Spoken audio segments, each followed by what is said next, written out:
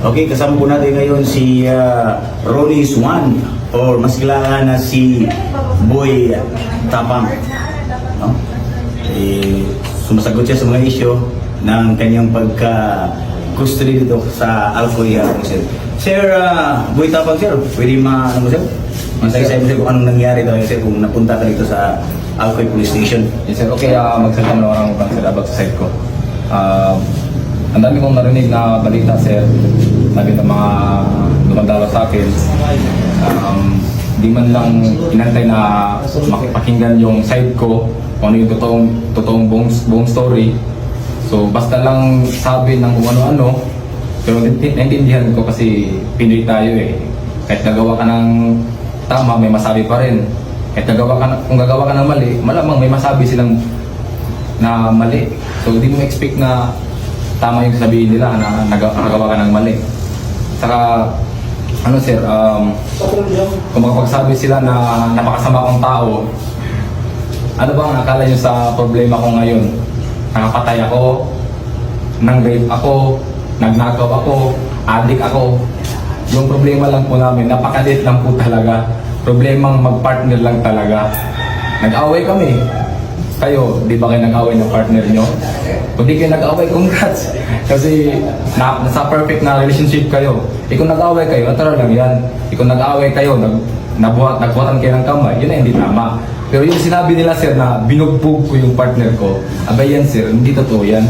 Yung partner ko sir, kasama ko yan dito, nakulong ako, binabantayan niya ako sir. Kaya tignan, iharap ko dito yung partner ko sa inyo. Wala kayong makitang sugat sa mukha niya, pasa sa mukha niya, bali-bali buto. Wala kayong makita. Napaka ganda ng kutis ng misis ko dito pag nandito siya sir. Walang bugbog na nangyari sir. Sa katunayan nga, sa sobrang away namin, dumating sa punto na nasira lahat ng gamit namin sa bahay. Siguro yung mga gamit na nasira doon, nagkakalaga ng mga 30,000, sila nasira talaga, mga TV namin, binasag talaga lahat, sobrang galit niya. Tapos pumasok siya sa kwarto ko habang ako, titignan ko siya sa pagsira niya mga gamit, tumakbo sa kwarto, titignan ko siya, parang nangaasar ba, sige, basagin mo lahat ng gamit dyan. O sige, ganun, papakulong kita, ganun. Pumasok siya sa kwarto, nakalak yung pintuan, sinira niya yung pintuan. Tapos pagkasira, pumasok siya sa nabutas na pintuan, yung sira na pintuan, yun yung hinampas niya sa akin. Nung pag-ampas niya, niyakap ko pa nga siya eh. Sabi ko, tama na kasi naawan ako sa mga gamit ko. So, nung niyakap ko siya, hanggang dumating yung mama ko, nagalit si mama ko na bakit daming sira dito. Napagalitan siya, hanggang nag-away sa mama ko, hanggang lumala tuloy yung away, hanggang pumunta siya dito sa police station. Nag-report siya. Hinayaan ko, mag-report ka doon kasi di na takot kasi wala naman. Normal na away lang sa partner. Walang bugbugan na nangyari sir. Walang bugbugan na nangyari. Tapos nag-report siya dito, nung papunta niya dito, dumating yung pulis sa bahay, kinausap ako, sumama ako sa pulis. Ako mismo sumama. Walang daming sinasabi kasi gusto ko rin i-explain sa mga pulis. Pagdating namin sa police station, nag-usap kami ng partner ko. Walang isang oras, nag-okay kami sana. Sabi ng partner ko, tara uwi na tayo, antok na ako. Sabi ko, sabihin mo sa polis na uwi na tayo. Eh, pagkasabi niya sa polis na uwi na kami, wala na, na-file na yung report niya. So wala kami magawa kasi na batas eh. So kala niya yung batas kasi piling paglarawan. Eh, napasok ako sa kulungan, nagbabantay siya sa akin 24 hours. Sabi ko, ngayon, tignan mo yung report mo. Nung nangyari, nakulong ako, nagbabantay ka sa akin, namamakawa ka. Namamakawa siya sa mga polis na ipalabas ako, wala eh, may batas tayong sinusunod eh.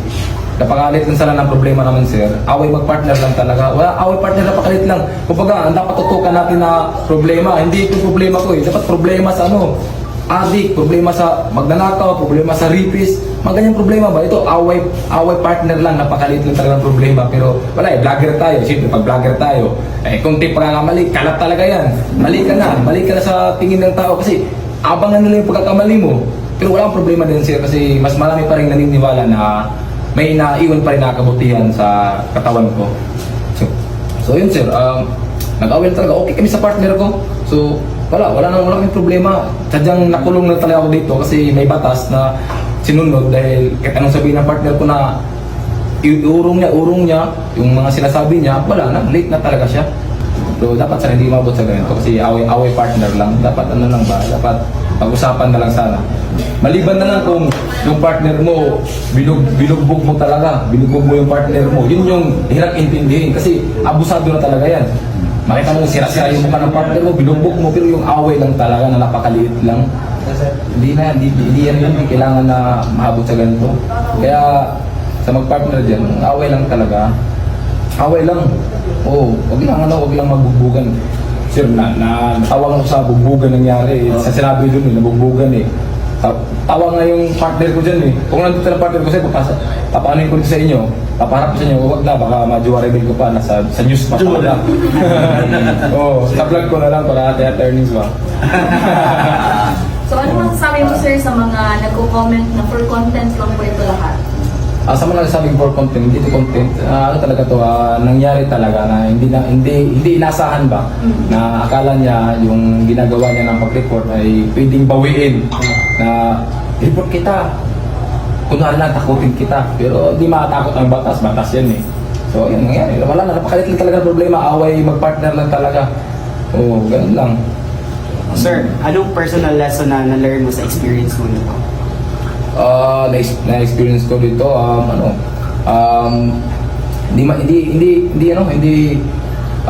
madaling makulong. Oo, hindi madaling makulong. Kausap mo, butiki. Oo.